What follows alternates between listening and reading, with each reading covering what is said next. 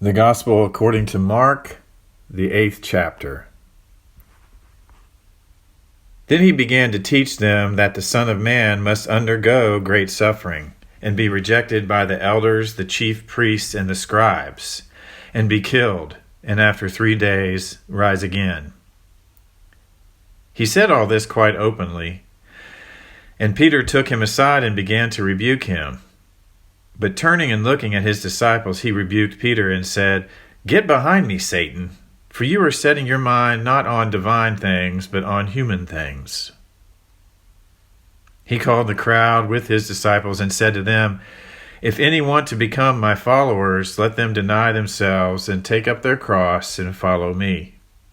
For those who want to save their life will lose it, and those who lose their life for my sake and for the sake of the gospel will save it.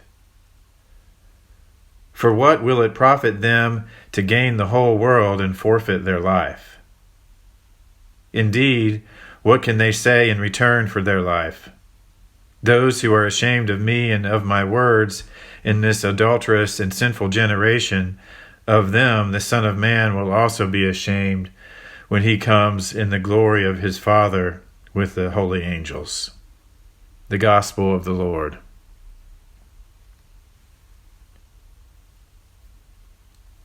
I'm not sure what your nightly routine is or if you have one.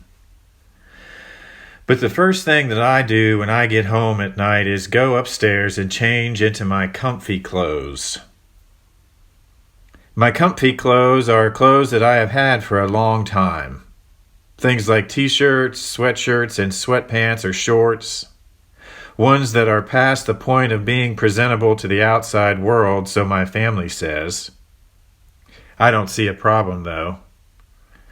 You may have some of these clothes, ones that you put in a specific place in a drawer or closet so you know right where to find them, ones that your family would like to accidentally throw away. Some of my comfy clothes include old, bare, threadbare t-shirts. Some that I have had since I was in middle school decades ago. One basketball t-shirt in particular has been worn so much that it is like wearing a piece of cheesecloth. You can barely see the hint of the design that used to be on it. In fact, you can read a newspaper through it. It's so thin. But man, it is comfortable. It's like when I put it on, all is right with the world, even if it's just for a brief second.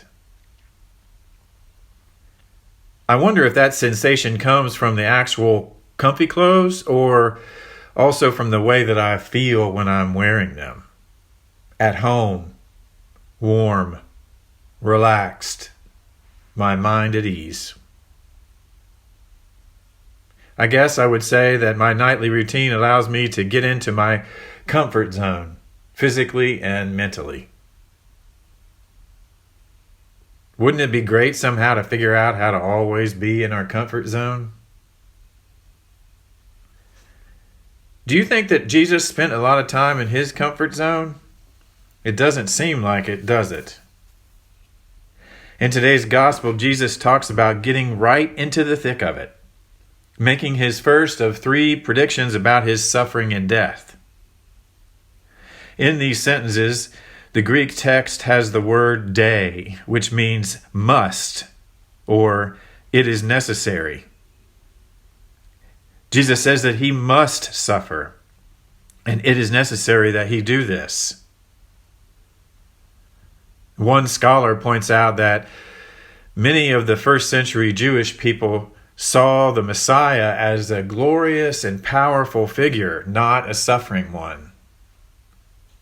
So Jesus' point here is that he came for all, but he came especially for those who are suffering in God's broken creation.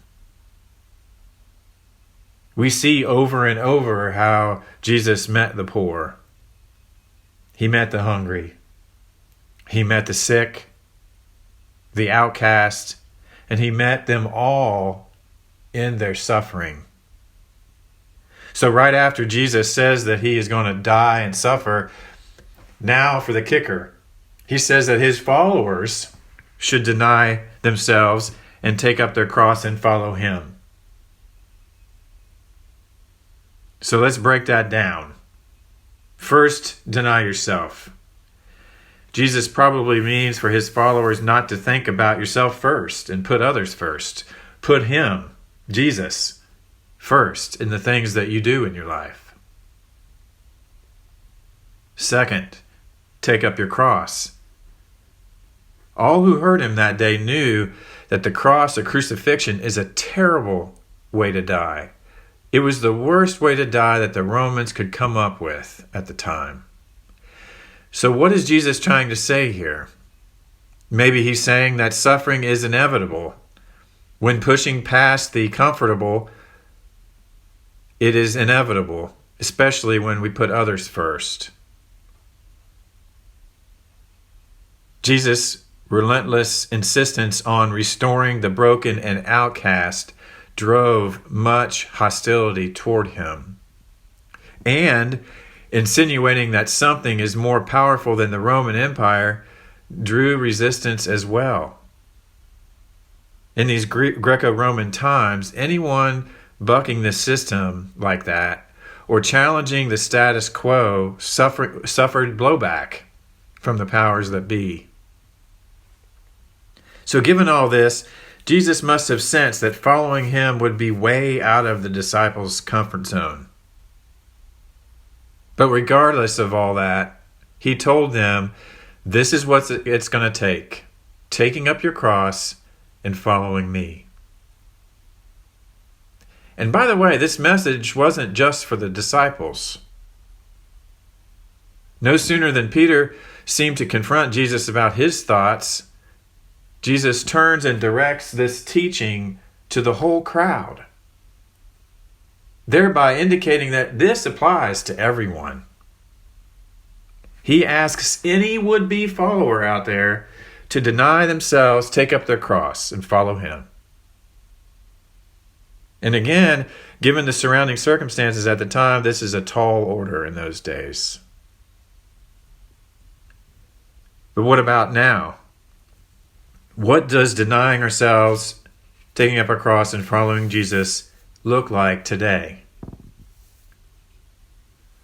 Well, we don't, at least not in our country, we don't have much to worry about with regarding to blowback about being followers of Jesus.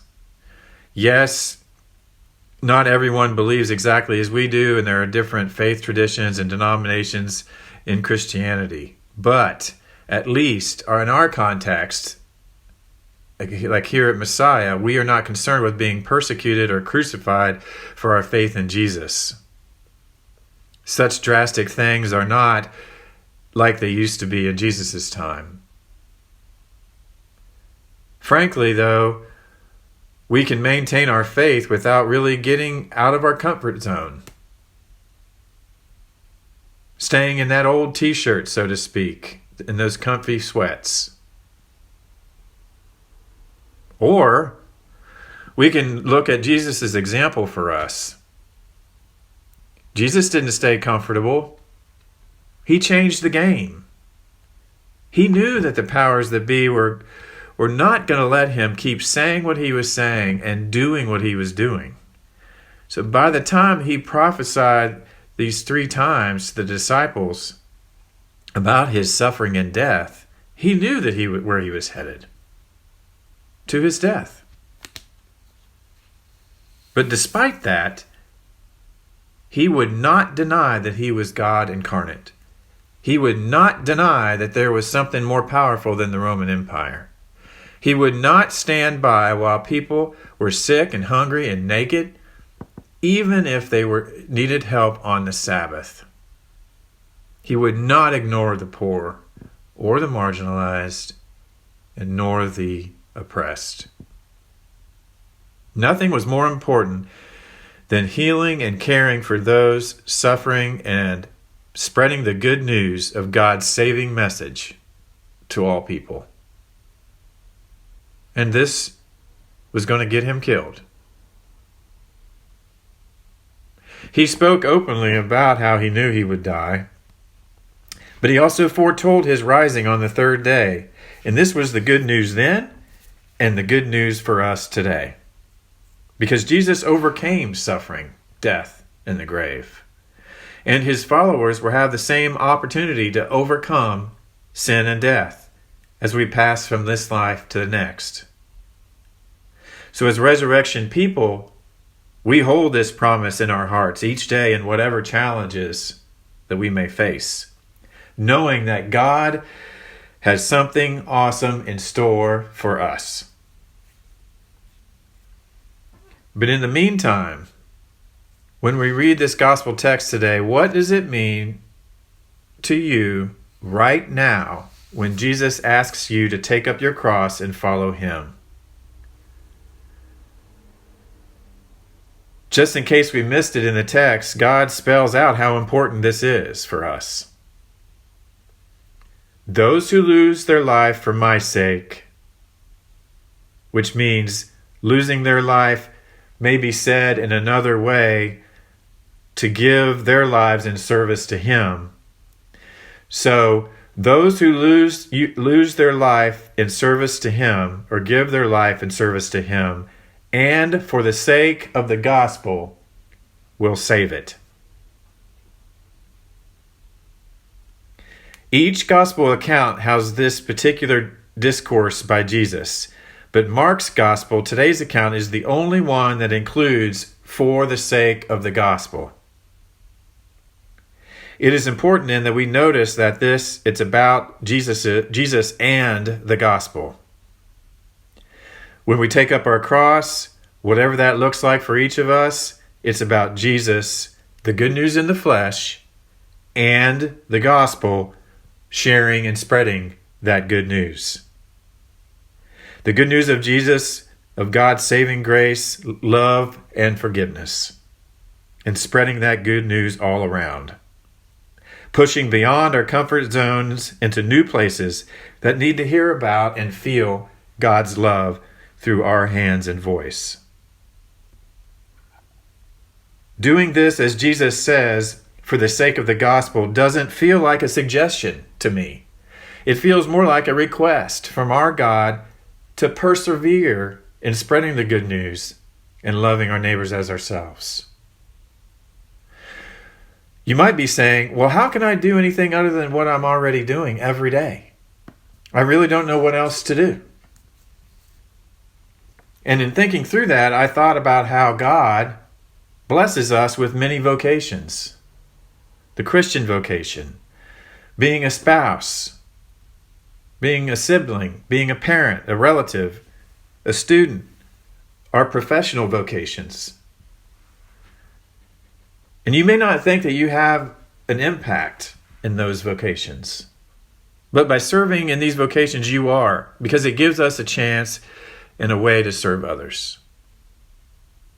It doesn't have to be some grandiose, big agenda item to take up the cross on a daily basis. It can be a quiet, methodical life of serving others.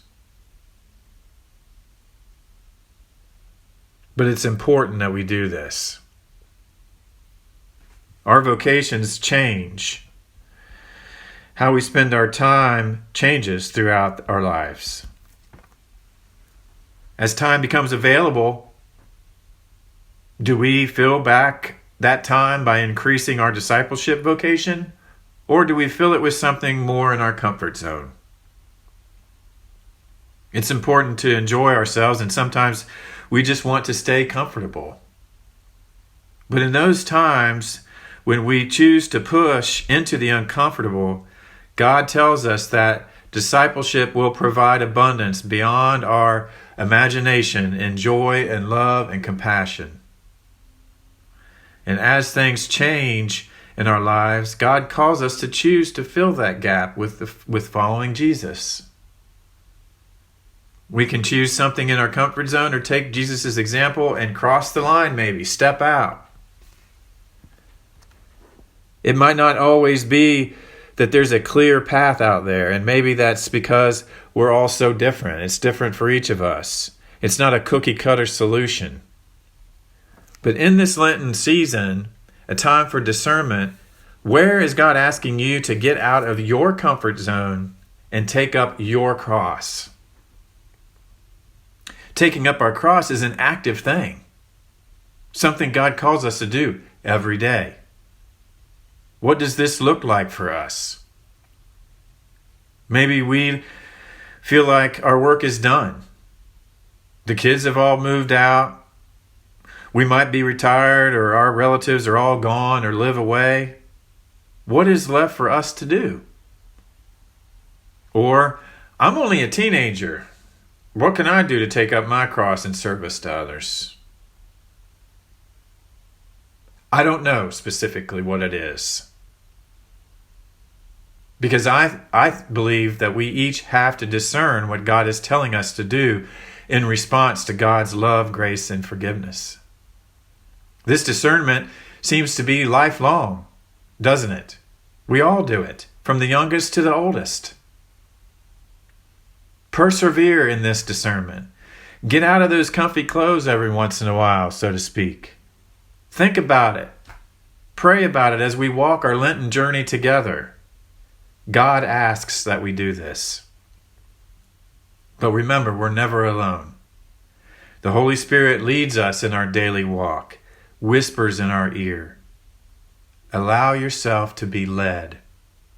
Be open to what Jesus has in store for you as he asks you to take up your cross and follow him. Amen.